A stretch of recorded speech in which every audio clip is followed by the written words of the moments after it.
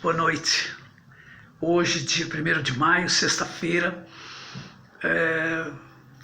fui premiado pelo André, com a permissão do Vanderlei, de poder abordar o tema desta noite, que está no Evangelho segundo o Espiritismo, capítulo 5, nas bem-aventuranças.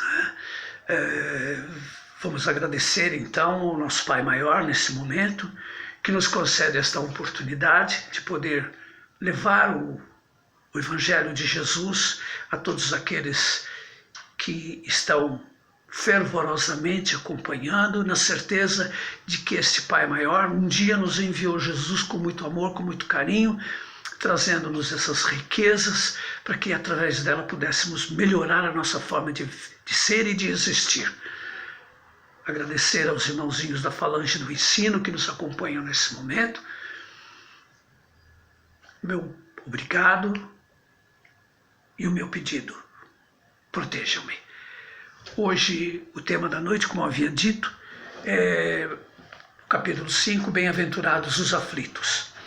Em Mateus, no capítulo 5, versículo 4, 6 e 10 da Bíblia, ele nos mostra essa passagem quando Jesus estava seguindo, e junto com ele várias pessoas juntos, que queriam ouvir o que ele tinha a nos dizer.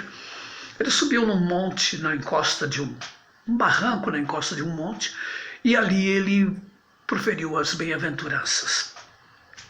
E disse: bem-aventurados os que choram, porque serão consolados. Bem-aventurados os que têm fome e sede de justiça, porque serão saciados. Bem-aventurados os que sofrem perseguição pela justiça, porque o reino dos céus é para eles.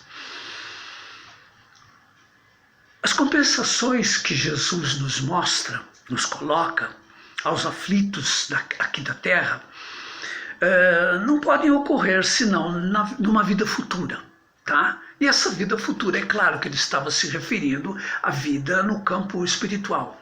Ao desencarnarmos, vocês serão felizes um dia, porque não existirá mais todas essas perseguições, esses choros, essas lamentações. Um dia, quando vocês desencarnarem, vocês serão felizes porque não terão fome, não terão sede e não serão perseguidos pela justiça dos homens. E aquele povo naquela época sofria uma perseguição muito grande da parte dos romanos e tinha uma revolta em seus corações porque tinham que pagar impostos aos romanos, que era um povo que dominava a terra deles. E tudo isso os assustava e os deixávamos aflitos. Quando eu digo deixávamos, é porque nós vivemos também naquela época. Nós fomos seres que tivemos reencarnações em vidas passadas. E nós ficávamos apreensivos. Mas por que tanto sofrimento? Por que tantas dores, tantas perseguições? Por que esse sofrimento todo? O Espiritismo nos explica que nós temos reencarnações vividas quando retornamos na espiritualidade, ao sermos convocados para uma nova vida aqui na matéria, onde o nosso espírito ficará retido, encarcerado neste corpo físico. Nós programamos esta vida primeiramente lá. Eu quero me casar com fulano, com Beltrana, com fulano, com Beltrana, ou eu quero ter filho, o fulano e o fulaninho, quero ter como pai e mãe fulano e Beltrano. Tudo isso é programado. Numa vida passada eu fui uma pessoa muito agressiva, machuquei muita gente. Eu quero reencarnar com os mesmos machucados que causei a outra pessoa em vidas passadas. Então a gente nasce com problemas físicos e não sabemos por quê. Na mesma casa, na mesma família, irmãos, filhos dos mesmos pais, um perfeito e outro não. Como se explica tudo isso? O Espiritismo explica desta forma. Daí o porquê nós sermos reencarnacionistas. Nós acreditamos que na matéria é onde nós vamos expurgar, eliminar todas as enfermidades, agressividades que cometemos numa vida passada. Então Deus, dentro do seu projeto que tem para conosco, que é um dia alcançarmos a angelitude, a necessidade que expurguemos todas essas inferioridades nossas nesta terra. Só que esta terra, ela é um planeta de expiação e provas.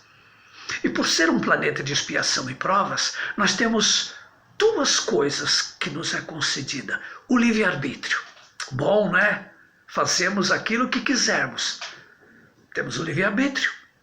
Mas existe uma outra situação que Deus nos proporciona, que é o véu, o qual os nossos irmãozinhos esotéricos chamam de véu de Maia. E esse véu faz com que nós esqueçamos todos os nossos passados, toda a nossa vida passada. E essa nossa vida passada, nós temos que viver com aquele que agredimos na mesma família, convivemos com ele às vezes no nosso trabalho, convivemos com ele às vezes no próprio segmento religioso. E aquele que agredimos é aquele que prega para nós todo o evangelho, é aquele que tem paciência conosco. E nós não sabemos o porquê, mas temos ainda uma antipatia por ele. Não sei, ele é um bom pastor, ele é um bom padre, ele é um bom pregador, porém, eu não gosto dele. São essas coisas que nos incomodam às vezes.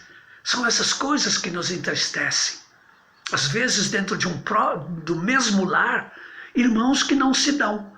Porém, o amigo, o vizinho, o filho do casal, vizinho, ele é muito mais amigo desse menino do que com o próprio irmão. São coisas que não têm explicação e que nós, às vezes, não concordamos. Mas o Espiritismo vem nos mostrar, através das codificações de Kardec, com as buscas e pesquisas das quais ele realizava, ele perguntava aos espíritos superiores por que acontece isso, e a explicação via de uma forma clara e objetiva. Mas existem situações que são causas atuais das nossas próprias aflições. E essas causas, elas estão, às vezes, em males, os quais criamos nesta própria existência. E esses males estão, às vezes, num matrimônio mal realizado. Mas você vai casar com ela? Vou. Ela é bonita. O pai dela é rico. Só que lá no futuro, o amor que não foi programado dentro dessa união, ele acaba se desgastando. Aí cai tudo por terra. Eu fui infeliz no amor. Eu fui infeliz na minha união. Meus filhos não me aceitavam. Meu sogro não ia com a minha cara. Nós nunca temos culpa, mas foram realizações mal feitas.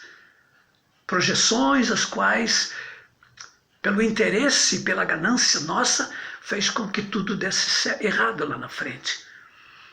Quantos homens tombam por suas próprias faltas, sociedades mal realizadas, interesses calculados ou de vaidade com os quais o coração nada tinha a ver com tal situação. Porém, as causas anteriores dessas aflições, ela existe. Se há males dos quais o homem é a causa primária nesta vida, há outras pelo menos na sua aparência.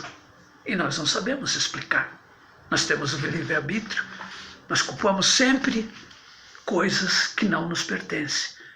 Os sofrimentos por causas anteriores, aflições pelas quais passamos e não sabemos como explicá-las, o Espiritismo explica desta forma.